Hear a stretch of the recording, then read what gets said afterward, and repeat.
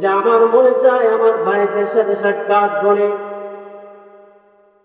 এই কথা বলার পর সাহাবায়ে কেরাম আরজ করলেন, ইয়া রাসূলুল্লাহ নাহনু ইখওয়ান। আল্লাহ রাসূলের সাহাবায়ে কেরাম বলেন, ইয়া রাসূলুল্লাহ আমরাই তো হলাম আপনার ভাই। আল্লাহ রাসূল বলেন, লা আনতুম আসহাবী, না তোমরা আমার ভাই নও, তোমরা হলে আমার সাহাবী। ওয়ালাকিন ইখওয়ানি আল্লাযীনা আমানু বি ওয়া লাম ইয়ারানি। আল্লাহ রাসূল বলেন, ও সাহাবা, তারাই হলো আমার ভাই যারা আমার প্রতি বিশ্বাস স্থাপন করেছে, কিন্তু ওই সমস্ত উম্মতরা আমাকে দেখে নাই। সুবহানাল্লাহ বলেন। তাহলে কি বোঝা গেল? আমরা কি নবীজিকে দেখতে পেরেছি? বলে দেখতে পারিনি। তাহলে আমরাই হলাম নবীজি সাল্লাল্লাহু আলাইহি সাল্লামের ভাই। সুবহানাল্লাহ বলেন। এক নম্বর দৃষ্টান্ত গেল, নবীজি সাল্লাল্লাহু আলাইহি সাল্লাম উম্মতের প্রতি ভালোবাসা কেমন ছিল। দুই নম্বর দৃষ্টান্ত, আল্লাহ রাসূল সাল্লাল্লাহু আলাইহি সাল্লাম বলেন, আমার উম্মতের প্রতি আমার ভালোবাসা এমন, একজন বাবা তার সন্তানের প্রতি যেমন দরদী, আমি আল্লাহ রাসূল সাল্লাল্লাহু আলাইহি ওয়াসাল্লাম আমার উম্মতের প্রতি আমি তেমন দরদী। সুবহানাল্লাহ বলেন। আল্লাহ রাসূল সাল্লাল্লাহু আলাইহি ওয়াসাল্লাম পিতার মতো দরদী ছিলেন, উম্মতের প্রতি পিতার মতো দরদী ছিলেন। দলিল বুখারী শরীফের হাদিসের বর্ণনায়, এই হাদিসের বর্ণনাকারী আবু হুরায়রা রাদিয়াল্লাহু তাআলা, وعن أبي هريرة رضي الله تعالى عنه قال النبي صلى الله عليه وسلم, আবু হুরায়রা রাদিয়াল্লাহু তাআলা আনহু থেকে বলেন, আল্লাহর রাসূল সাল্লাল্লাহু আলাইহি ওয়াসাল্লাম বর্ণনা করেন, ইন্নামা আনা লাকুম বিল্লাহ। আল্লাহর রাসূল বলেন, ও উম্মতরা শোনো, আমি তোমাদের পিতার মতো, আমি তোমাদের পিতার মতো। ইদা দাআতুকুম ইলাল ফালাহ, আল্লাহর রাসূল বলেন, তোমাদের মধ্য থেকে কেউ যদি বাইতুল খালার মধ্যে প্রবেশ করে, টয়লেটের মধ্যে প্রবেশ করে, ফালা ইস্তাকবিলহা ওয়ালা ইস্তাদবিরহা ওয়ালা ইস্তানজি বিয়ামিনি। আল্লাহর রাসূল বলেন, ও শোনো, তোমাদের মধ্য থেকে কেউ যদি টয়লেটের মধ্যে প্রবেশ করে, সে যেন পূর্ব পশ্চিম দিকে কিবলামুখী করে সে না বসে, কিবলার দিকে মুখ করে যেন না বসে। আবার আল্লাহর রাসূল বলেন, কিবলার দিকে পিঠ করেও যেন সে না বসে। আল্লাহর রাসূল আর বলেন, সে যেন ডান হাত দিয়ে সে ইস্তেনজা করে। সুবহানাল্লাহ বলেন। আল্লাহর রাসূল বলেন যে আমি তোমাদের পিতার মতো দরদী। সুবহানাল্লাহ বলবেন না? দুই নম্বর দৃষ্টান্ত, আল্লাহর রাসূল উম্মতের প্রতি কেমন ভালোবাসা ছিল। তিন নম্বর দৃষ্টান্ত, আল্লাহর রাসূল সাল্লাল্লাহু আলাইহি ওয়াসাল্লাম প্রত্যেকটা উম্মতের জন্য 5 ওয়াক্ত নামাজে দোয়া করতেন। সুবহানাল্লাহ বলেন। 5 ওয়াক্ত নামাজে আল্লাহর রাসূল সাল্লাল্লাহু আলাইহি ওয়াসাল্লাম উম্মতের জন্য দোয়া করতেন। দলিল মুস্তাদরাক হাকিম নামক একটা কিতাব আছে, এই হাদিসের বর্ণনাকারী আম্মা জান আয়েশা সিদ্দিকা রাদিয়াল্লাহু তাআলা, ওনার থেকে বর্ণিত, তিনি বলেন যে আল্লাহর রাসূল সাল্লাল্লাহু আলাইহি ওয়াসাল্লাম 5 ওয়াক্ত নামাজে উম্মতের জন্য যে দোয়া করতেন তার একটা প্রমাণ। وعن عائشة أم المؤمنين رضي الله تعالى عنها قالت لما رأيت النبي صلى الله عليه وسلم طيبا আম্মা জান আয়েশা বলেন, আমি আল্লাহর রাসূলকে যখন আনন্দময় অবস্থায় দেখতে পেলাম, قلت النبي صلى الله عليه وسلم ادعوا الله لي يا رسول الله। আম্মা জান আয়েশা বলেন, ইয়া রাসূলুল্লাহ, আপনি আমার জন্য দোয়া করেন, আল্লাহ তাআলার কাছে আমার জন্য দোয়া করেন। এই কথা বলার পর আল্লাহ রাসূল সাল্লাল্লাহু আলাইহি ওয়াসাল্লাম দোয়া করলেন, اللهم اغفر لي عائشة ما تقدم من ذنبها وما تأخر وما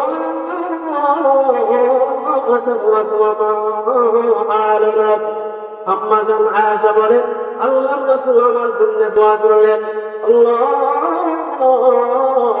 আয়েশা আগে এবং পরের সমস্ত গুনাহ মাফ করে দেন, প্রকাশ্য ও প্রকাশ্য সমস্ত গুনাহ আয়েশার মাফ করে দেন। সুবহানাল্লাহ। আল্লাহর রাসূল সাল্লাল্লাহু আলাইহি সাল্লাম যখন এই দোয়াটা করলেন যে আল্লাহ আয়েশার আগের এবং পরে প্রকাশ্য এবং অপ্রকাশ্য যত গুনাহ আছে সমস্ত গুনাহ আপনি মাফ করে দেন।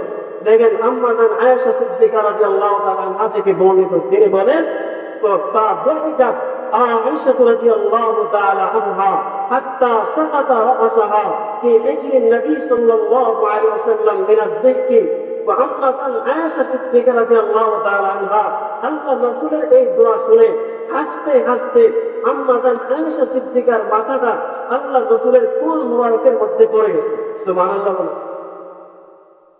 তাহলে বলেন তো আল্লাহর রাসূল সাল্লাল্লাহু আলাইহি সাল্লামের এই দোয়াটা যখন করলেন, আম্মা জান আয়েশার এই আনন্দ দেখে আম্মা জান আয়েশা সিদ্দিকাকে আল্লাহর রাসূল বলেন, আয়েশা তোমাকে কি আমার এই দোয়া আনন্দ করেছে? তুমি কি এই দোয়া শুনে আনন্দিত হয়েছো? আম্মা জান আয়েশা বলেন, কেন তুমি আনন্দিত হব না ইয়া রাসূলুল্লাহ? তখন আল্লাহর রাসূল বলেন, ওয়াল্লাহি লা দাউতু লি উম্মতি ফি কুল্লি সালাহ। আয়েশা আজকে যে তোমার জন্য আমি দোয়া করলাম, দুই হাত তুলে আমি আল্লাহ তাআলার কাছে যে দোয়া করলাম, তোমার জন্য যে দোয়া করলাম, এই দোয়াটা আমি প্রত্যেকটা উম্মতের জন্য 5 ওয়াক্ত নামাজের পরে আমি দোয়া করি। সুবহানাল্লাহ। তাহলে বলেন তো নবীজি আল্লাহ রাসূল সাল্লাল্লাহু আলাইহি ওয়াসাল্লাম উম্মতের প্রতি কেমন ভালোবাসা ছিল? ভালোবাসা ছিল কি ছিল না বলেন? তাহলে বলেন তো এই নবী, যে নবী উম্মতের প্রতি কেমন দরদ ছিলেন, শুধু তাই না এই উম্মতের প্রতি কেমন ভালোবাসা ছিল। আল্লাহ রাসূল সাল্লাল্লাহু আলাইহি ওয়াসাল্লাম দুনিয়াতে থাকতে সমস্ত উম্মতের জন্য 3টি দোয়া করছে। বলেন কয়টি দোয়া? 3টি দোয়া করে গেছে। বলেন কয়টি দোয়া করছে? বলেন 3টি দোয়া করছে। আল্লাহ রাসূল বলেন আমার উম্মতের জন্য 3টি দোয়া করছে।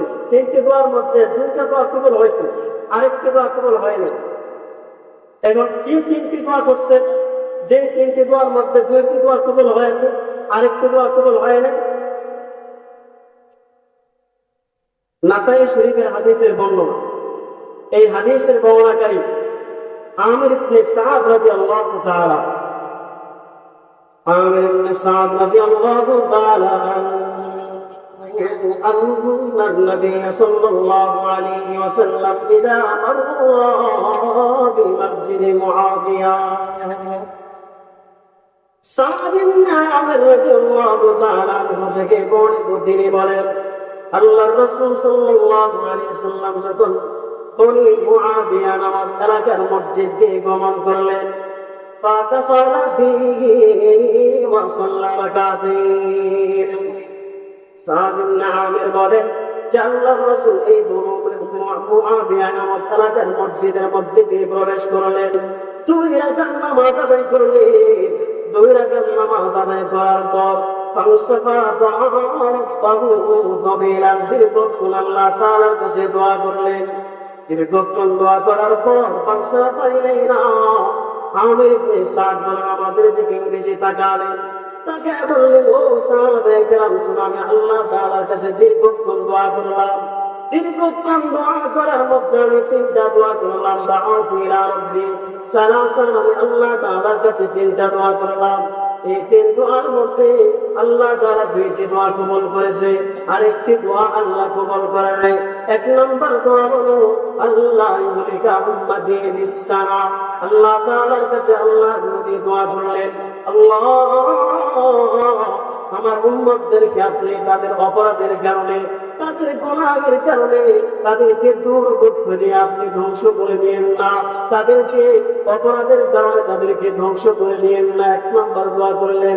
2 নম্বর দোয়া করলেন আল্লাহ ইউলিকা উম্মতি বিল গারাক, আল্লাহ আমার উম্মতদেরকে পানিতে ডুবায় মাইরেন না।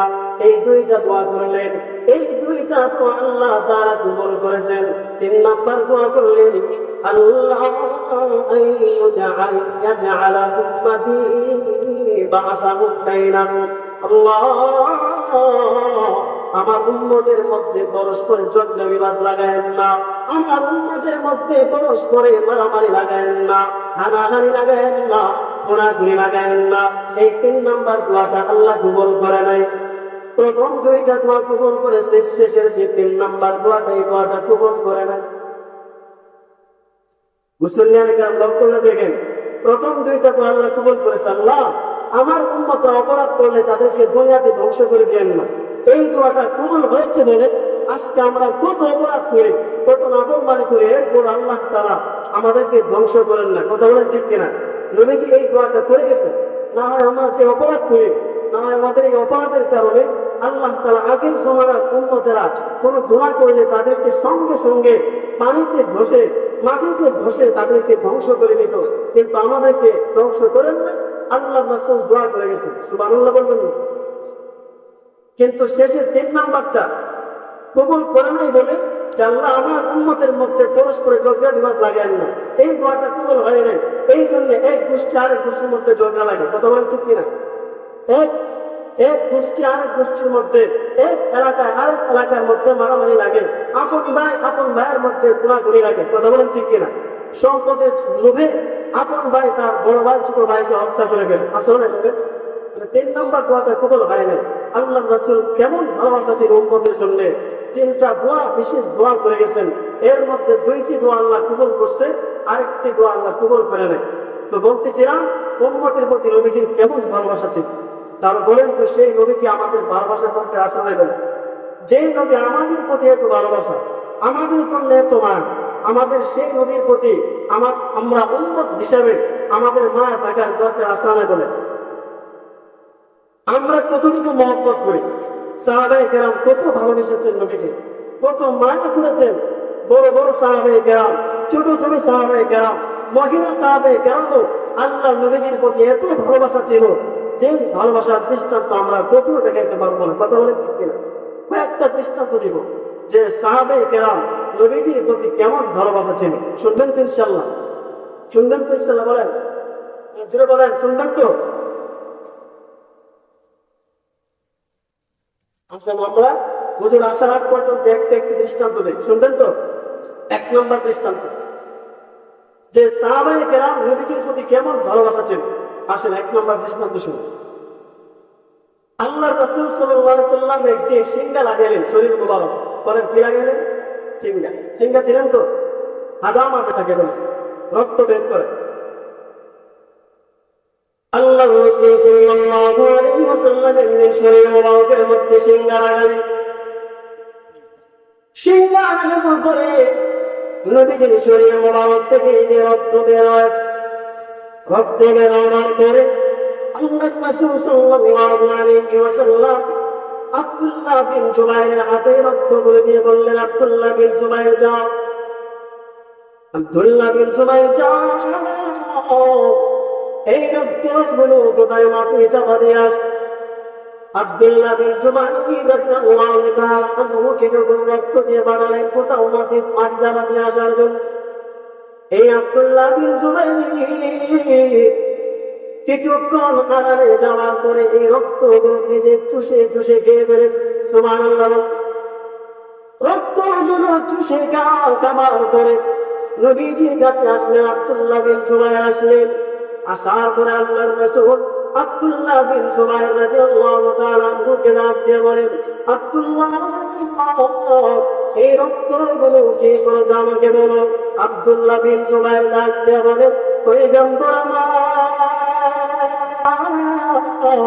আপনি যে আমাকে রক্তগুলো দিয়েছেন, এই রক্তগুলো আমি চুষে চুষে খেয়ে ফেলেছি। সুবহানাল্লাহ। ওই আব্দুল্লাহ বিন জুবাইর যখন রক্তগুলো চুষে চুষে খেয়ে ফেলেছে, আল্লাহর নবী যে শোনা মাত্র আল্লাহর নবী যে আব্দুল্লাহ বিন জুবাইরকে ডাক দিয়া বলেন, আল্লাহর কসম করে বলি, আব্দুল্লাহ বিন জুবাইর, তোমার শরীরে কোনদিন আর জাহান্নামের আগুন স্পর্শ করবে না। সুবহানাল্লাহ। আসতে বলেন। 1 নম্বর দৃষ্টান্ত দুই নম্বর দৃষ্টান্ত আছে,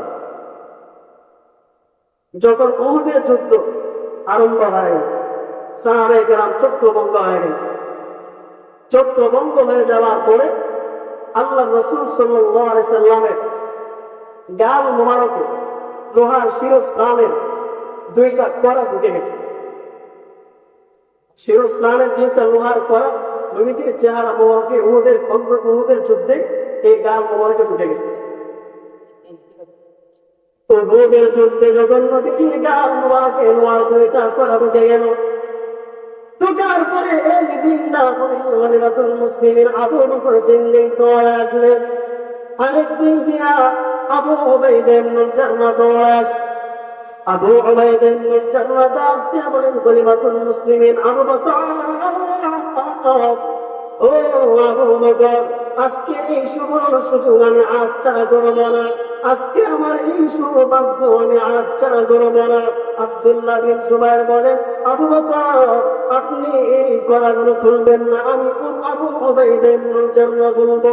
এই কথা বলার পর আবু উবাইদা ইবনুল জাররাহ নিজের দাঁত দিয়ে নবীজির গাল মোবারক থেকে একটা লোহার কড়া দাঁত দিয়ে কামড় দিয়ে টান দিয়ে বের করে ফেললেন।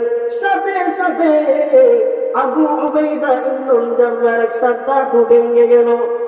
আবু উবাইদা ইবনুল জাররাহ কোনো পরোয়া করে নাই, কোনো পরোয়া করে নাই। আমার দ্বিতীয় কড়াটা খোলার জন্য আমার দাঁত দিয়ে কামড় দিয়ে টেনে টেনে ওই লোহার কড়াকে বের করলেন। আমার সাথে সাথে দ্বিতীয় দাঁতটা আবু উবাইদা ইবনুল জাররাহ দ্বিতীয় দাঁতটা ভেঙে গেল। যখন আবু উবাইদা ইবনুল জাররাহ দুইটা দাঁত ভেঙে গেল, নবীজির গাল মোবারক থেকে যখন রক্তগুলো বেরিয়ে পড়তে আরম্ভ করেছে, মালিক ইবনে সিনান দৌড়ায় আসলে নাইসা বলতেছে, আমি এই সৌভাগ্য হাতছাড়া করব না। নবীজির গাল মোবারক থেকে যে রক্তগুলো পড়তেছে, টপ টপ করে পড়তেছে, মালিক ইবনে সিনান নিজের জিহ্বা দিয়া চেটে চেটে ঠুসে এই নবীজির চেহারা মোবারকের সমস্ত রক্তগুলো খেয়ে ফেলেছে। এই মালিক ইবনে সিনান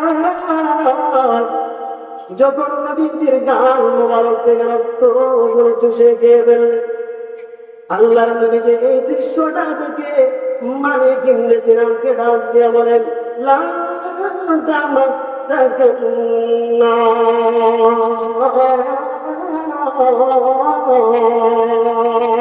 আল্লাহর নবীজি মালিক ইবনে সিনানকে ডাক দিয়ে বলে, ও মালিক ইবনে সিনান, আমার রক্ত যার শরীরে প্রবেশ করেছে তার শরীরে জাহান্নামের আগুন স্পর্শ করবে না। তাহলে বলেন তো নবীজির প্রতি সাহাবায়ে কেরামের ভালোবাসার দৃষ্টান্ত কোন ছিল কিসে ছিল বলেন? দুই নম্বর দৃষ্টান্ত দিলাম, তো পুরুষের দৃষ্টান্ত দিলাম, এবার আসেন মহিলার একটা দৃষ্টান্ত। শুধুই কেবল পুরুষরা নবীজিকে মহব্বত করেছে এমন নয়, মহিলারা আল্লাহ রাসূলের প্রতি ভালোবাসা ছিল। সুবহানাল্লাহ বলবেন, শুনতে রাজি আছেন তো ইনশাআল্লাহ? খারাপ লাগতেছে নবীজির প্রতি সাহাবায়ে কেরামদের ভালোবাসার কথা শুনতে খারাপ লাগে, ভালো লাগে? জোরে বলেন, খারাপ লাগে না ভালো লাগে? আমাদের কথা মেহমান আসতেছে, মেহমান করে নিচ্ছে, চলে আসবে। আসেন মহিলার একটা দৃষ্টান্ত। যখন উহুদের যুদ্ধ যখন সংঘটিত হলো, 70 জন সাহাবা শহীদ হয়। বলেন কতজন সাহাবা? 70 জন। এই 70 জন সাহাবা যখন শহীদ হয়ে গেল, তখন শয়তান ইবলিস অন্যদিকে একটা গুজব ছড়ায় দিল যে আল্লাহর রাসূল সাল্লাল্লাহু আলাইহি ওয়াসাল্লাম শহীদ হয়েছে। এই গুজব শোনার পরে মদিনার অলিতে গলিতে মেয়েরা পেরেশান অস্থির হয়ে গেল। তারা দৌড়াদৌড়ি আরম্ভ করল। মহিলারা উহুদের প্রান্তরে রওনা করতে আরম্ভ করলো। নবীজি সত্যি কি নিহত হয়েছিলেন? এক আনসারী মহিলা তিনি উহুদের প্রান্তরে রওনা করলেন। বলেন কে? এক আনসারী মহিলা। এক আনসারী মহিলা নবীজির এই শহীদ হওয়ার সংবাদ শুনে দৌড়ে উহুদের প্রান্তরে চলে গেলেন। উহুদের প্রান্তরে গিয়া লোকদেরকে জিজ্ঞাসা করতেছে, ও লোকেরা, আমার নবীজির কি অবস্থা? আমার নবীজির কি অবস্থা বলো, আমার নবীজির কি অবস্থা আমাকে একটু জানা দাও। লোকেরা বলে তোমার বাবা শহীদ হয়। মহিলা কি বলে আবার জিজ্ঞেস করলো আমার নবীজির কি অবস্থা বলো, আমার নবীজির কি অবস্থা বলো, আমাকে একটু জানা দাও। লোকেরা আবার বলে তোমার স্বামী ওদের প্রান্তরে শহীদ হয়েছে। মহিলা ইন্নালিল্লাহি বলে আবার লোকদেরকে পুনরায় জিজ্ঞেস করলেন, বলেন না আমার নবীজির কি অবস্থা, আমার নবীজির কি হয়েছে। এই কথা বলার পরে ওই লোকেরা বলে তোমার সন্তান ওদের প্রান্তরে শহীদ হয়। এই কথা বলার পর সন্তানের কোনো খবর নাই। ইন্নালিল্লাহি বলে আবার জিজ্ঞেস করে, বলো না আমার নবীজির কি অবস্থা, আমাকে একটু জানা দাও। বলার পরে বলতেছে তোমার ভাই শহীদ হয়েছে। এই কথা বলার পর আমার কিছু আগে বলতেছে, বলো না আমার নবীজির কি অবস্থা একটু বলো না। এই কথা বলার পর এক লোক বলতেছে নবীজি জীবিত আছে। লোকেরা ডাক দেয়া বলে দেখো ওই দেখো আমার নবীজি। এই কথা বলার পরে মহিলাটা দৌড় দেয়া চলে গেলেন নবীজির কাছে। নবীজির কাছে যাবার পর নবীজির চেহারা মোবারক দেখা মাত্রই নবীজির মহিলার চক্ষু শীতল হয়ে গেল। নবীজি ডাক দেয়া বলেন, নবী কুল্লু মুসিবাতিন বা'দাকা আজাল। নবীকে ডাক দেয়া বলে, পয়গম্বর আপনাকে যখন আমি একটি নজর দেখতে পেলাম, দেখার পর আমার সমস্ত কষ্ট মুসিবত তুচ্ছ হয়ে গেল। নবী আমার বাবা আমার মা আপনার জন্য কুরবান হোক। আপনি জীবিত আছেন, আপনি বেঁচে আছেন, আপনি শহীদ হন নাই, আপনি নিহত হন নাই, আমার বাবা শহীদ হয়েছে কোনো পরোয়া নাই। নবীজি আপনি জীবিত আছেন, আমার ভাই শহীদ হয়েছে কোনো পরোয়া নাই। নবীজি আপনি জীবিত আছেন, আমার ছেলে শহীদ ওদের প্রান্তরে শহীদ হয়েছে কোনো পরোয়া নাই। নবীজি আপনি জীবিত আছেন, আমার স্বামী ওদের প্রান্তরে শহীদ হয়ে গেছে কোনো পরোয়া নাই। পয়গম্বর আমার আপনি জীবিত আছেন, আর আমি সমস্ত তারা মুসিবত সহ্য করবো, আমার কোনো পরোয়া নাই। জোরে চিল্লে বলেন আল্লাহু আকবার। মহিলাদের প্রতি নবীর প্রতি ভালোবাসা, আর আজকে আমাদের মা বোনদের নবীজির প্রতি কেমন ভালোবাসা, আকাশ আর পাতাল ব্যবধান। কথা বলেন ঠিক কিনা? এই মহিলাটা আজকে কেমন ভাবে জবাব দিয়েছে, নবী গো আপনি জীবিত আছেন, আমার বাবা শহীদ হয়ে গেছে কোনো পরোয়া নেই। আপনি জীবিত আছেন, আমার সন্তান ওদের প্রান্তরে শহীদ হয়ে গেছে, আমার কোনো পরোয়া নেই। কি সুন্দর করে নবীজিকে ভালোবাসা গেলেন। সুবহানাল্লাহ বলেন। তাহলে বলেন তো নবীজির প্রতি ভালোবাসা মহিলাদের ছিল কি ছিল না? বলেন ছিল কি ছিল না? বলেন। এই ভালোবাসা আমরা তো সাহাবে কেরামদের মধ্যে দেখাইতে পারবো না, পারবো? বলেন। এখন ভালোবাসাটা দেখাবো কিভাবে? এখন বলেন ভালোবাসাটা দেখাবো কিভাবে নবীজির? এখন তো নবী নাই, নবীজির রওজা মুবারক আছে না? বলেন জোরে বলেন, আছে না? হজ করছেন কে কে? হাত উঠান। মক্কা শরীফে গিয়েছেন কে কে? হাত উঠান। হাত উঠান। হজ করেছেন মক্কা মদিনায় গিয়েছেন কে কে? হাত উঠান। মাশাআল্লাহ, হাত নামা। বলেন তো মদিনায় গেলে ভালো লাগে না খারাপ লাগে? ভালো লাগে না? বলেন মদিনায় যাইতে রাজি আছেন ইনশাআল্লাহ?